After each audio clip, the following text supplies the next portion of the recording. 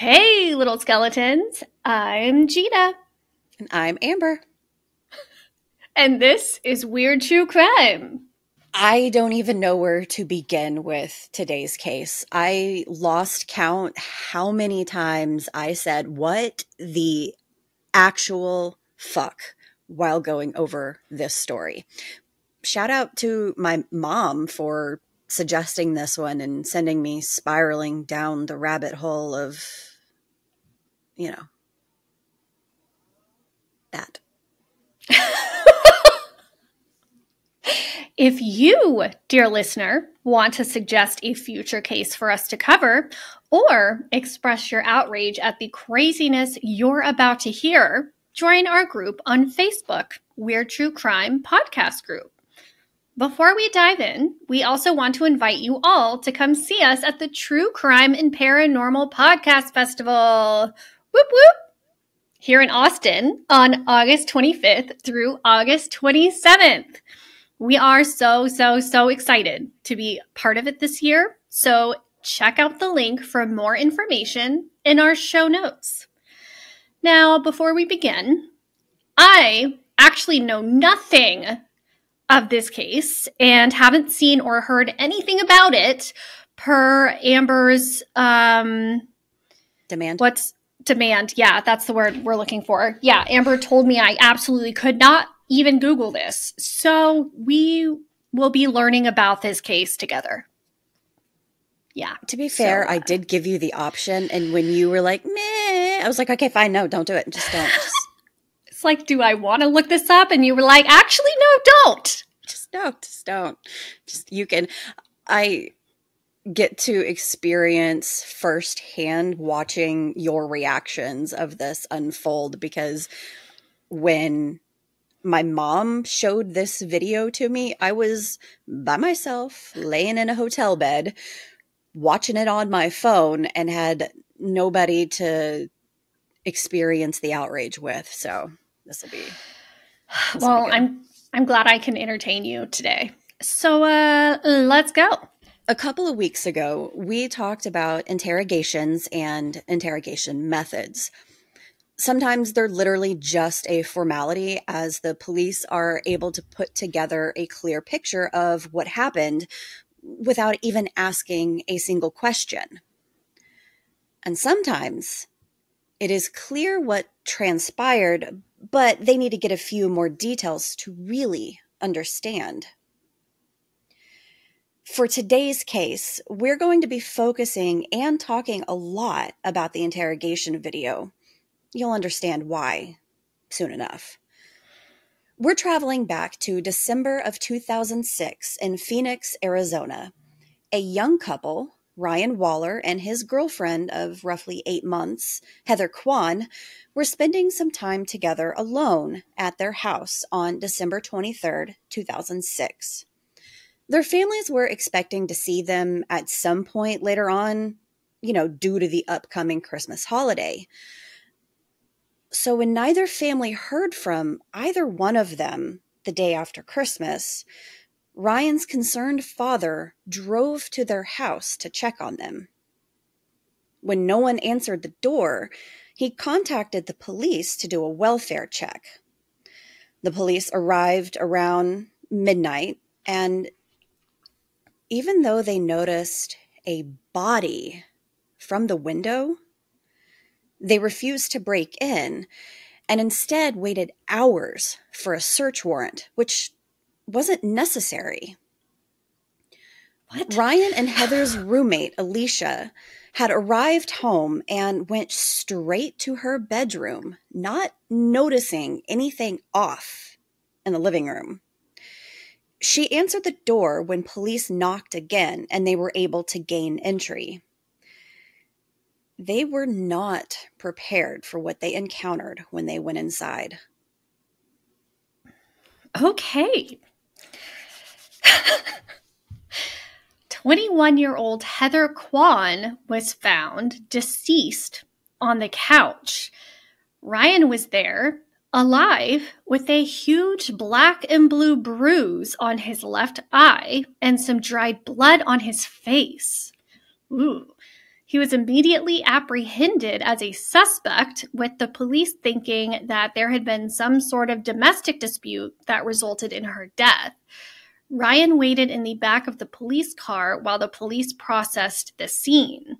After waiting for 4 hours in the back of the police car, he was taken to the station where a lengthy interrogation began, starting roughly around 5 o'clock in the morning.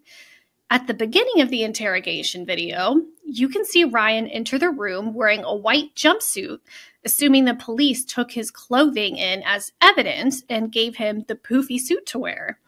Ryan sits on the chair with his back to the wall, knees up to his chest, and bare feet on the edge of the chair. Every now and then, he raises his right arm and rests his head against it. As mentioned before, Ryan has a severely bruised eye. It is very dark and swollen. Honestly, side note, from just like the still shot I can see of the interrogation video that I have not watched, it almost looks fake. It's so dark.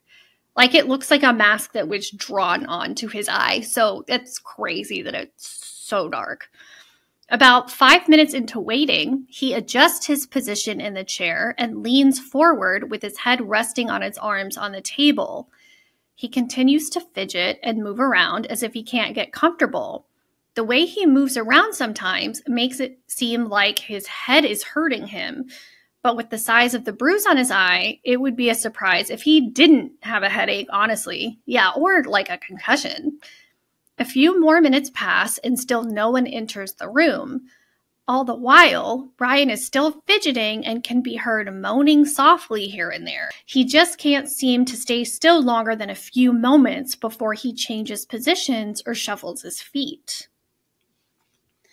Finally, at about 9 minutes into the video, Ryan makes a few more inaudible noises and stands up looking like he's ready to just walk out the door, but can't because his left wrist is attached to a handcuff on the table. Instead, he picks up a piece of paper off of the table and starts reading over it. Finally, someone enters the room. It's hard to hear what is said, but they have Ryan pick up his feet and place them on the table so they can take like photographs of like the soles of his feet. What? He stays in this position while they snap the photos, and he tells the interrogator that he just wants to go to sleep. The lead detective on the case, Paul Dalton, responds that it'll happen sooner or later. When they're done taking pictures, Ryan asks if he can go home. And it's very important to remember what is said here. All right, do I get to go home? Oh, no. Should go to the doctor is where you should go. Me? Yeah. Why? That?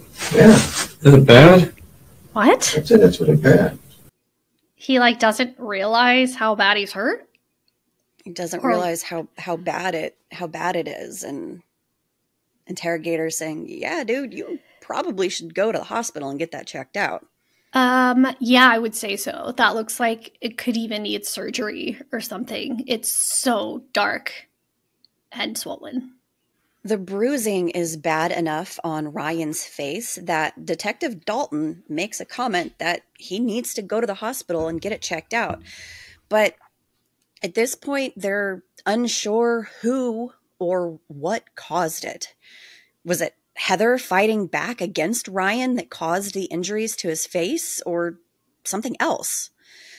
Dalton then prepares to read Ryan his Miranda rights and asks him if he's ever watched a cop show or a lawyer show. Ryan initially responds that he hadn't, but after he's asked a few more times, he just says, yeah.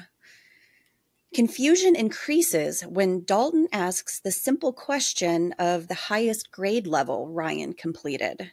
What's the highest grade you went through school? I don't know. You don't know the highest grade you went through? Eighth? Eighth grade? Did you graduate? Yeah. Do you have a GED? I don't know. How does he not know the answer to those questions? So Dalton is genuinely confused at this point as well, but he presses on, continues the interrogation, and asks Ryan if he has a girlfriend. Do you have a girlfriend?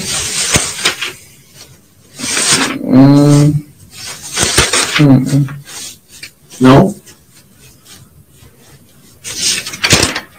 You know a girl named Heather? Mm-hmm. You know Heather's last name? Mm-hmm. What is Heather's last name? The one that lives there right now? I guess, I don't know. If her name's Heather, what's her last name? I don't know which name she's trying to use as her last one. She's trying to have a real last as her nickname, so I don't know. What nickname does she go by? She probably wants the last name, Kyman. Kyman? How would you spell that? With a K or a C? K. So that's clearly not Heather's last name. His speech is slurred, and he's unable to answer questions directly and just continues to say, I don't know.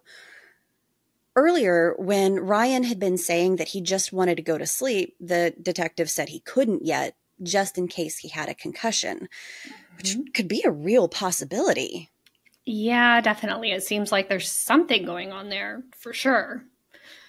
Dalton presses on talking about Heather, asking Ryan how old she is and how long he's known her, which leads him to try to explain how he knew her from school. We're going to play that clip here. How did you meet Heather? I've known her since school. Okay. I don't know. You just know her from school? She used to be a business name. I don't know. She used to do a business name.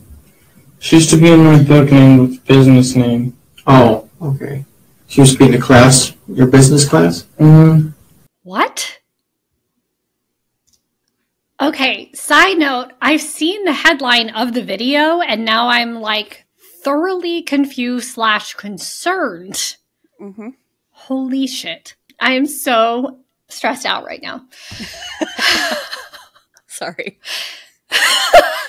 At least you get to experience it with me. Like, my mom did this to me and I was alone. Damn it. Like, help. Mom! I'm scared. What is happening? Oh, God. He switches tactics and decides to ask Ryan directly what happened to his face. Here's that clip. What happened to your face? I don't know. You told the officer just a few minutes ago that someone hit you. Do you remember who hit you? I don't know. I think it was Heather.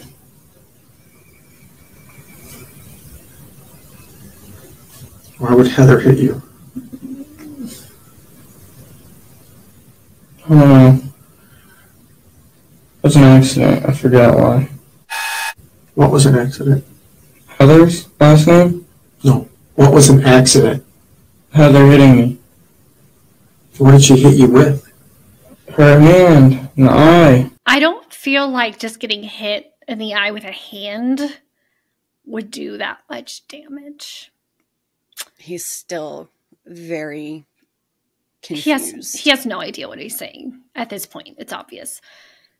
Again, Ryan is slow to respond and just keeps saying, I don't know, a lot. We're going to play another clip here. Did you guys have an argument? Not really, no. Not really? Uh-uh. What happened for her to hit you in the eye like that? She just hit me on accident. She was giving Christina a head. She was what? She was helping Christina with her hair or something. I don't know. Who's Christina? She's on the couch. Christina's on the couch? So this Okay. So now all of a sudden he's talking about someone named Christina. In the video, you can see the detective sort of rummaging through the paperwork, trying to see if there is a mention of this Christina person anywhere in the case notes. Ryan says that Heather was giving Christina a head, then stumbles to correct and say that she was helping her with her hair. Dalton tries again to get some information about what went on the night before in Ryan's house. What happened last night? I don't know. You don't know? I really don't. I just want to go to sleep and go to sleep. Oh. Well, you remembered Heather hitting you in the eye, right? I don't remember after that because I just went to lay down and try to go to sleep. All right. I don't know what anybody was doing. I really don't. Who was in the house when you went to sleep? Christina and Heather. Christina and Heather. Mm-hmm. Okay. And Christina was on the couch? Heather was. Heather was on the couch. You told me Christina was on the couch just a minute ago.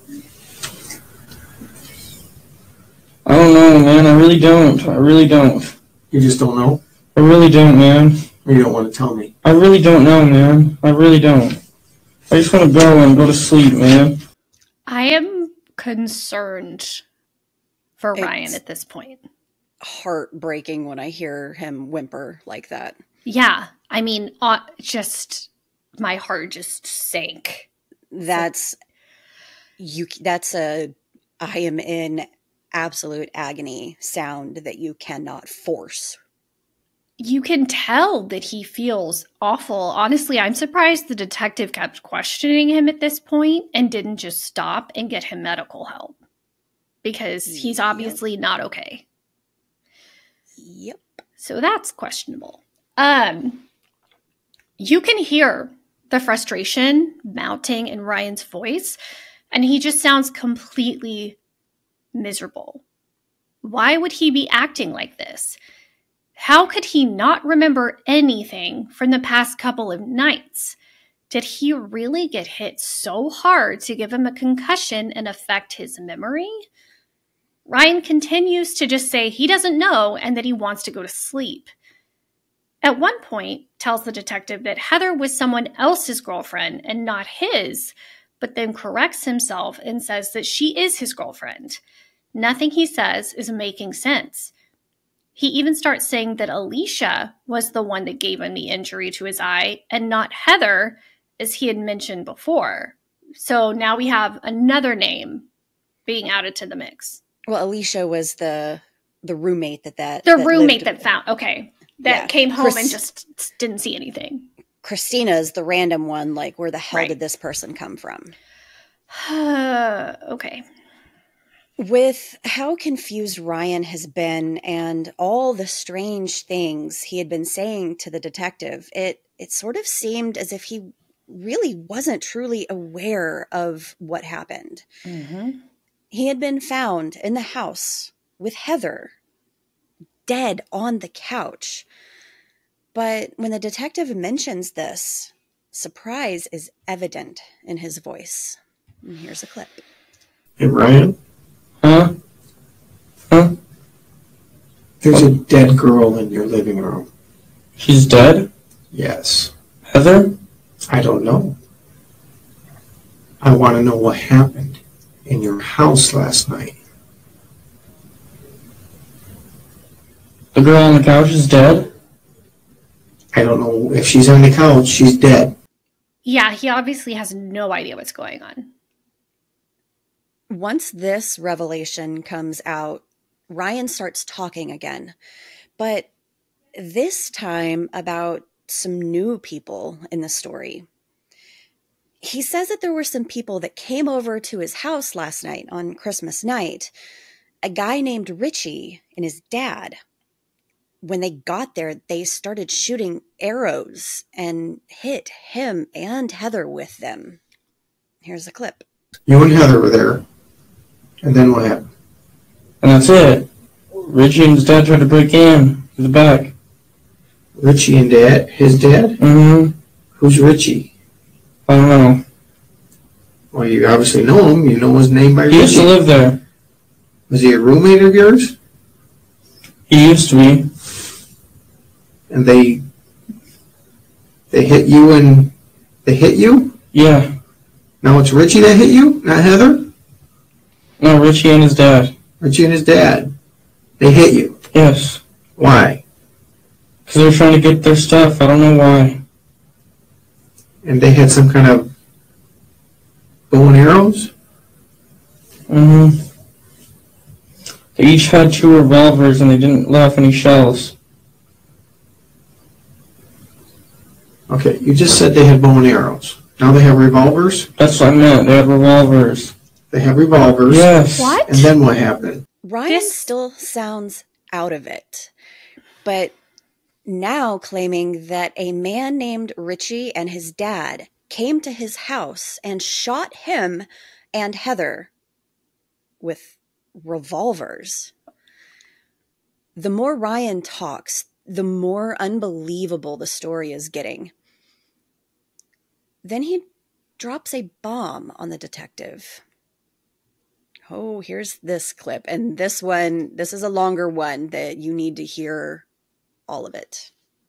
And then they shot us with those. They shot both of you? Yeah. Where'd they shoot you at? I got shot in the eye. You got shot in the eye. I think so. With a revolver. I think. I don't know, man. I don't know.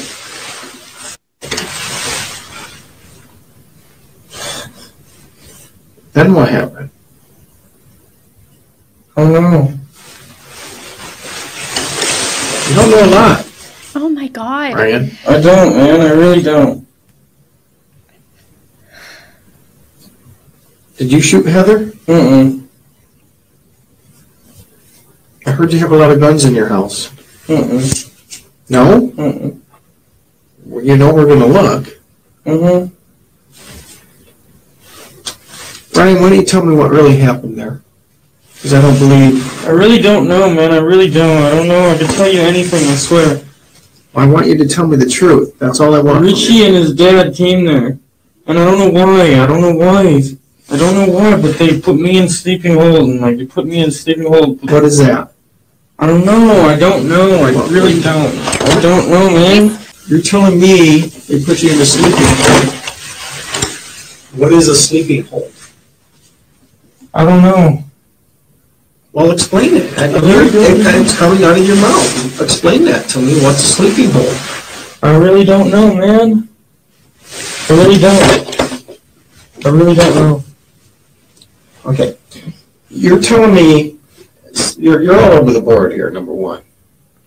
You're saying bows and arrows, you're saying revolvers, and you're saying some other thing, and you're saying they shot you in the eye.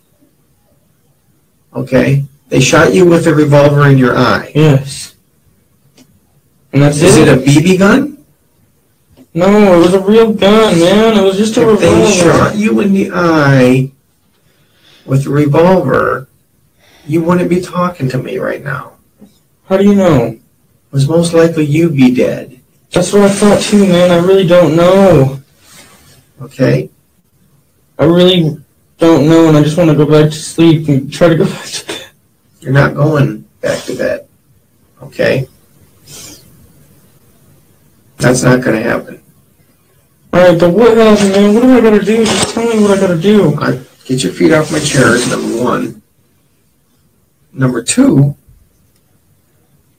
what happened to Heather? I don't know, man. I really don't know. You're now saying Richie and his dad shot Heather. Mm-hmm. Is that true? Yes.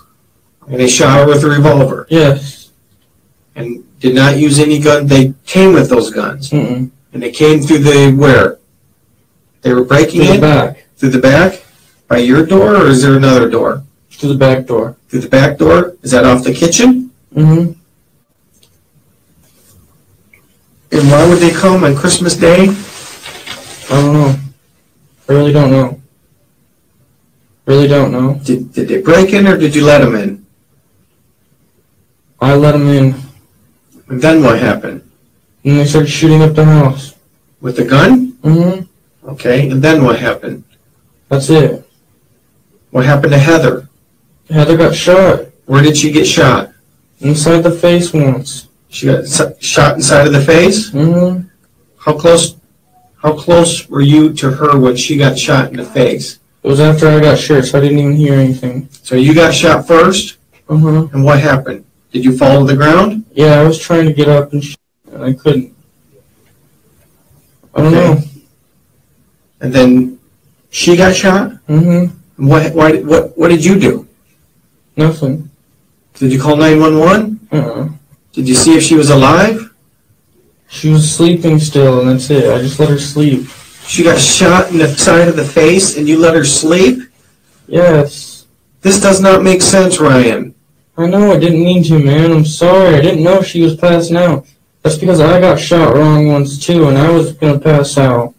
Okay, this is now, not before. I don't know. You're saying right now you've been shot? Yes. In the eye? Yes. With the revolver? Yes. Let what Ryan told the detective sink in for a moment. Ryan has finally started to make a little more sense, yet anything he's saying still doesn't 100% make sense.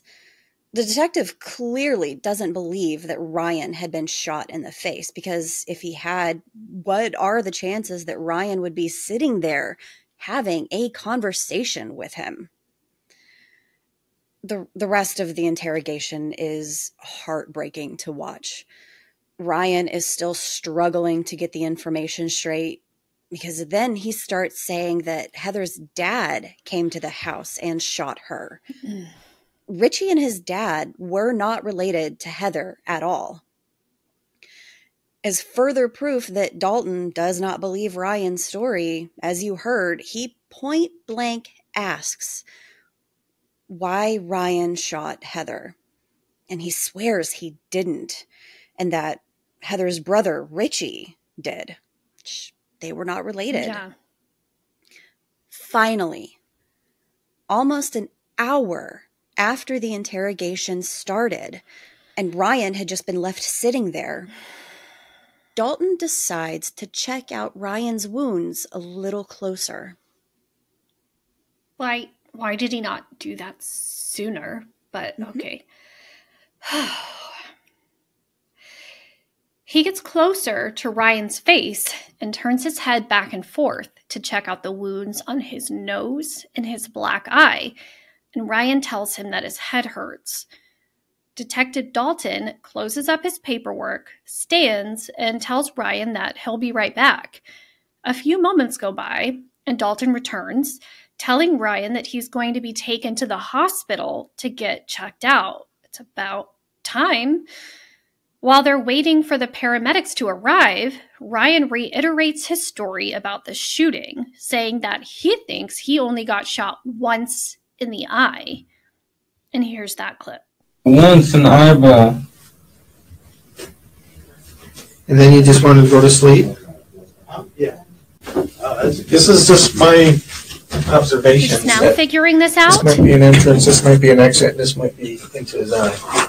And he's acting like he has a serious head injury, which makes sense. Yep, you are experiencing all of the emotions that I had. What a fucking moron. Okay. It sounds like the detective is telling the paramedics that they're not going to believe it, and then points out what he believes to be entry and exit wounds on Ryan's face, even stating that he had been behaving as if he had had a serious head injury. Yeah, you freaking think so? It took you this long after talking to him for who knows how long and leaving him in this room for an hour to maybe consider going back and actually looking at his injury? Over 6 hours had passed since the authorities picked up Ryan, and he went without medical treatment. Ryan was taken to the hospital, where he was sent to ICU in critical condition. He actually, literally, had been shot in the face. Oh my God. The bullet had entered through the left side of his face and traveled to his left temporal lobe. A bullet splinter was stuck behind his left eye and caused brain swelling. Additional damage was caused by a piece of bone lodged in his brain along with fragments of his eye socket. Turns out he also had a broken jaw from being tackled to the ground by the police during the arrest. Oh my God. Unfortunately, due to the delay in Ryan receiving medical treatment, he suffered an infection in his brain that prevented him from undergoing immediate surgery to remove the bullet. Finally, on December 28th, 2006, he was able to have the operation once the infection was controlled. He spent 35 days in the hospital recovering. Even though he survived, he permanently lost his left eye and experienced debilitating seizures afterward. Quote, "He was like somebody with Alzheimer's. He would tell you the same story over and over again, or he asked the same question over and over again. He had the worst seizures that you could ever imagine," end quote. From a quote from his father, Don, about his condition after. That is heartbreaking. So he had probably been sitting there for close to 24 hours, as far as we know, with a bullet in his brain. At some point, Christmas night, it happened, and then it was, Wow. I'm not going to say anymore. Just, we'll keep going. Oh my God. Oh, we're not done. I know. How does this get worse? Okay. Aren't you glad I made you wait? Yes, but my heart hurts. Okay. Mm-hmm. So, who were the assholes responsible for taking Heather Quan's life and attempting to end Ryan's? Since Ryan had been able to identify them, Richie Carver was arrested first. Some reports circulated originally that the shooting was a result of a previous armed altercation between Richie and Ryan. More recently, it has come to light that there was no personal connection between Richie and Ryan and that they had never been roommates as the police previously thought. Richie had in fact been a previous tenant of the house Ryan and Heather lived in, but he had been kicked out of the house by his roommate Eric when they had an argument. Once Richie moved out, Ryan moved in and was Eric's roommate for a time before Eric moved out and Heather moved in. Ryan and Richie's paths had only crossed twice before. Once when Richie showed up at the house looking for his mail, and a second time when he was caught snooping in the backyard searching for his iguana. What? Okay. Larry Carver, Richie's father, fled immediately to California after the crime happened, taking the .22 caliber gun with him. After Larry and Richie were arrested, Larry's wife, Cheryl, gave an interview to the detectives, and she confirmed that they had left on December 25th, 2006, to retrieve Richie's belongings from his previous home. She also claimed that Larry confessed to the murders after returning home, saying, quote, "I've just fucked up. I killed 2 people, and I gotta get out of here," end quote. Yeah, you think? Why didn't she come forward sooner? Not that it's her fault, but anyway. I'm mad. Unfortunately, shortly before the murder trial for Richie and Larry was set to begin, Cheryl recanted her statement and claimed she didn't remember Larry's confession. Mm-hmm. She even said she lied to the detectives about the incident out of spite for Larry over their very rocky relationship. Frustratingly, this meant that Larry's case was dismissed. Oh my God. As the main evidence they had to go by was based on the confessions made to Cheryl. He was acquitted after Cheryl invoked her spousal testimonial privilege and refused to testify against him. So, what is spousal testimonial privilege?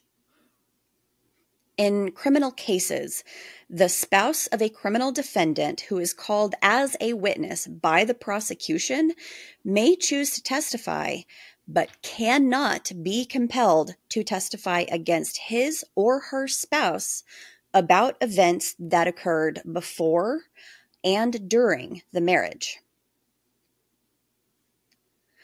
Richie Carver, on the other hand, was no stranger to trouble, as he had numerous assault and domestic violence charges on his record, and he had already served a 4-year prison term for armed robbery.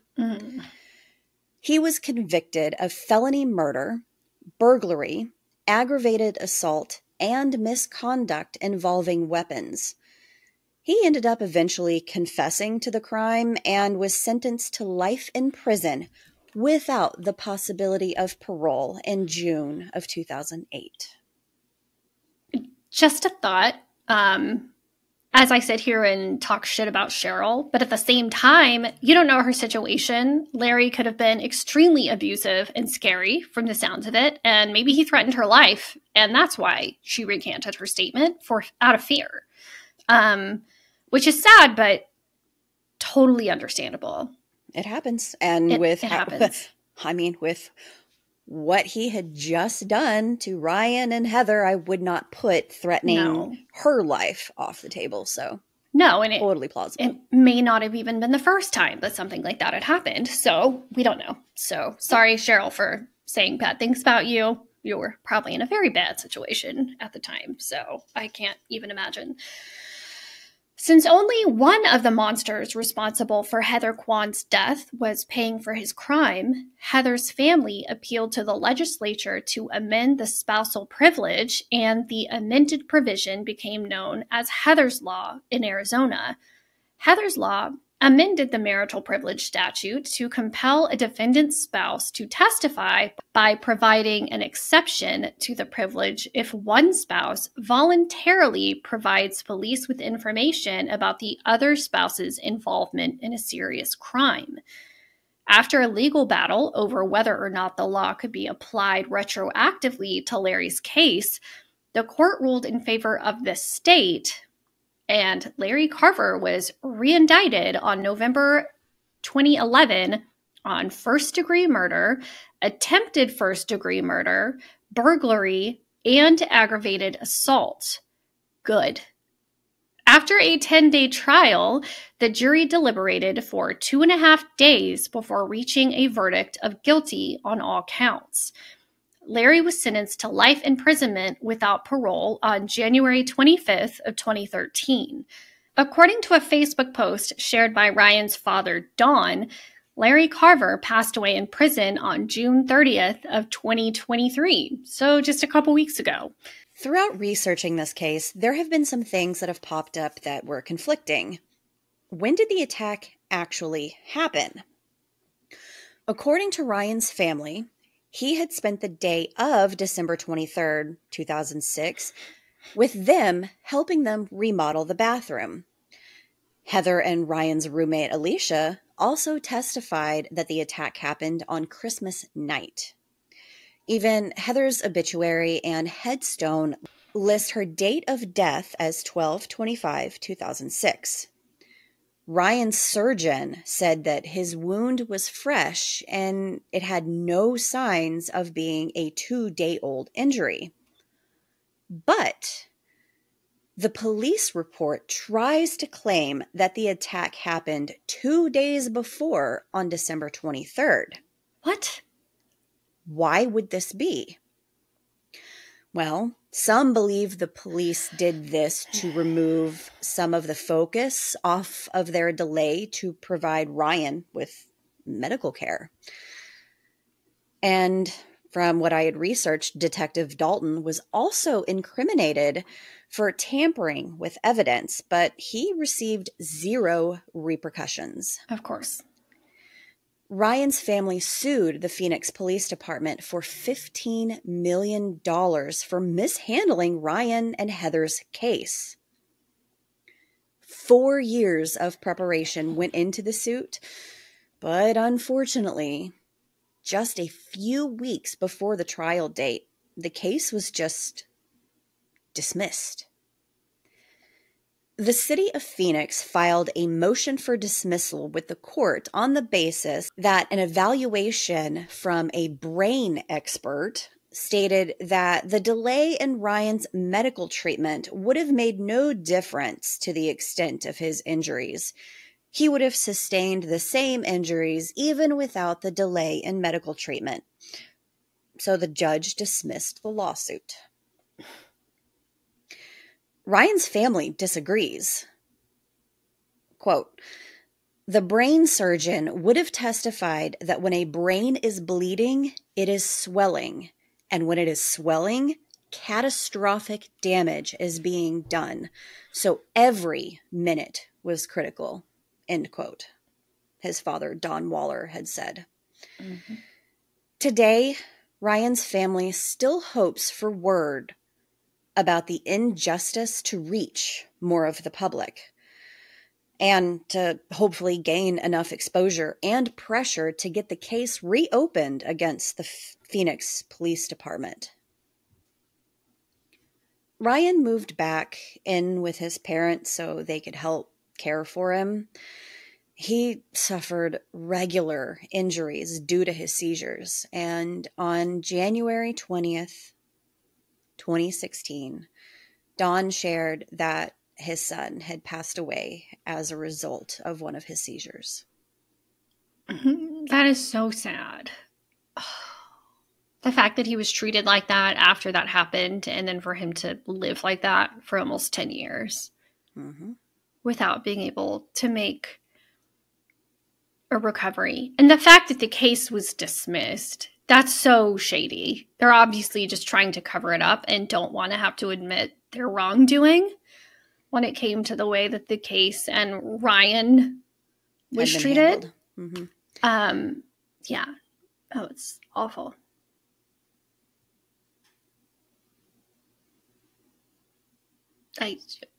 That's all you got? Yeah. I don't know. I'm like speechless. Like it's so gross.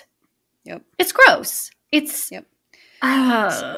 So like a lot of the stuff that I had been reading when I was researching had said that, the attack happened on the 23rd. So there immediately you're thinking, oh my God, this poor kid had been shot in the face. And then he was just left to wander around the house with his dead girlfriend on the couch, not knowing what had happened. And then the police finally came and da-da-da-da-da. That makes it sound terrible, like, because so much time had passed. Like, it just made his injuries, Even in the interrogation video, Dalton asks, what happened last night? Like, last night. And this was on the 26th. Yes, they are setting it up that it happened December 25th, but the police report later says the attack happened on December 23rd. Like, so frustrating. Yeah. I mean, of course, making it sound like he spent more time there in that state would explain why his injuries were so severe. No, dude, his injuries were severe because someone shot him in the fucking face. Yeah.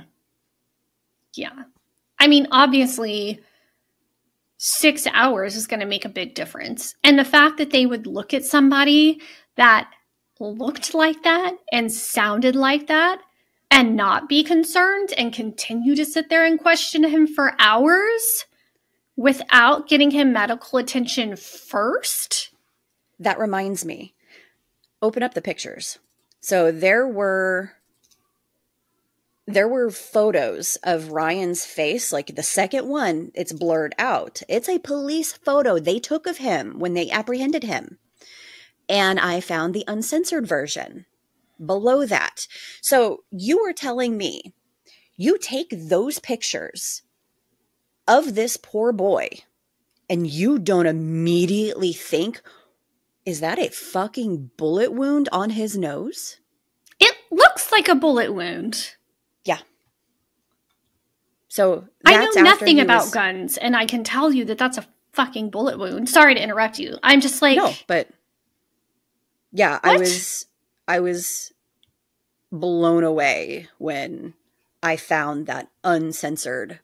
I mean, the uncensored picture is not for the faint of heart, you know. I got the censored version for us to be able to share, but I wanted you to be able to see the uncensored. Like, that is legitimately a fucking bullet wound through his nose. And like they were saying, yeah, it looks like an entrade exit. And then if you scroll down, there's another picture, like the side. Yeah. There's that dark part above his ear. That's another exit wound. Like the fucking bullet went through his goddamn eye.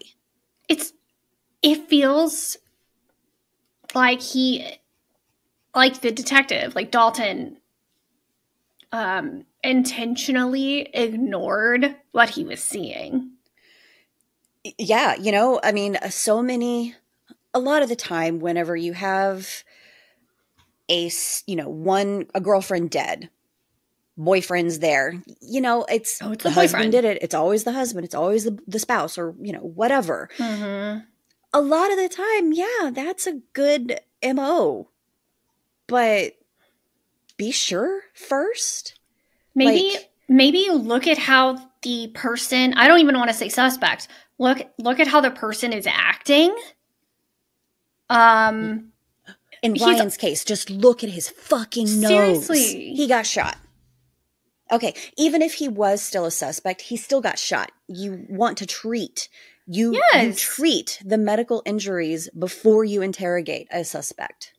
100%. It doesn't matter who you are, what you did. You should still, you know, make an effort to help somebody before questioning them for hours. Yeah. Especially if he's like, I don't even know what happened to me, and his story keeps changing and he seems confused as fuck. The slurring when he's talking, he can't, like, it's obvious he has a brain injury.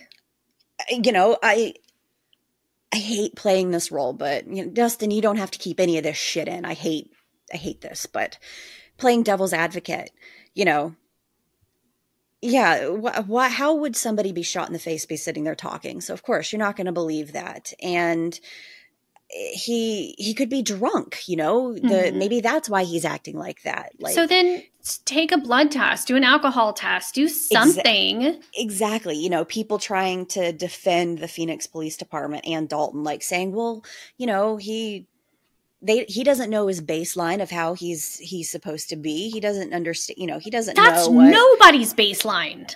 No. Well, I mean, if you're on meth a lot, that could be, but yeah. But that's the thing. Do a drug test then. It goes back to the medical treatment first. Yes. Which involves seeing if they have any sort of substance in their system that might be impacting the way they're acting. Or, you know, a bullet in your head, you know, because checking a bullet wound. Yeah. Oh, so you see that? Like, he's a fucking cop. Wouldn't he know what a bullet wound looked like?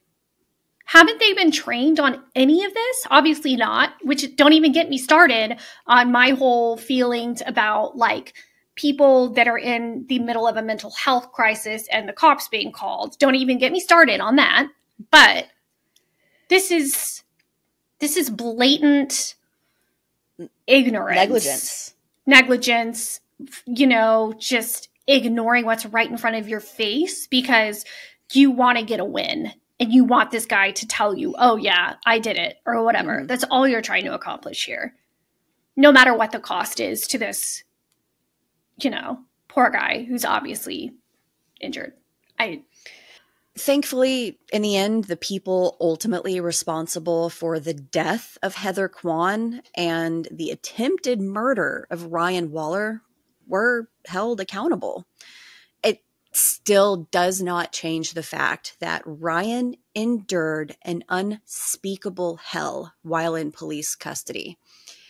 If you take a look at the photos of Ryan's face the police took, it is very apparent there are gunshot wounds on his face.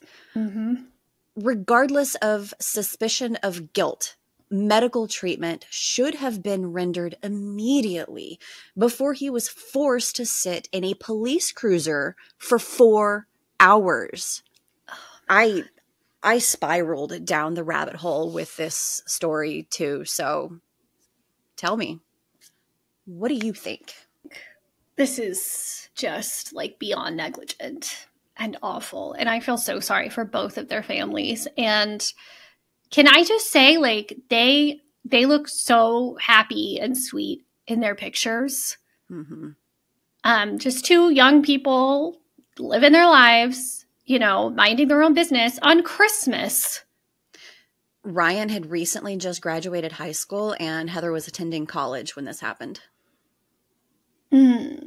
That breaks my heart. I hope that they can find the justice that they very much deserve. Don is still very much active. He's actually, he's still trying to get exposure, still trying to get people talking about it. He's still trying to fight the city of Phoenix. Mm-hmm. He even said on his Facebook that there had been people talking to him about possibly picking up to do a movie about Heather and Ryan's story. So that would be interesting to see if that happens. I hope it does, and that they do it the right way. Yeah. And they don't sensationalize it. It doesn't need any more sensationalizing. No, it's already horrible. But that story deserves to be told and shared, and for everyone to hear it. Yeah. Yep. So listen, share this, you know, tell the story, because holy shit, that's awful. So thank you for being a part of our little creepy corner of chaos. That was a doozy. And be sure to join us again next week for another What the Fuck Wednesday. And I know I'm looking forward to it after the brain fuck that was this case. So thank you, Amber, for that. Anytime. Happy to oblige, you know. Yeah. But who knows what we'll be talking about this time. At least, you know, stupidity is in abundance when it comes to the lighter side of true crime. So we'll happily deliver. Yes, every time. Until next time, stay safe. And make good choices. Bye. Bye-bye.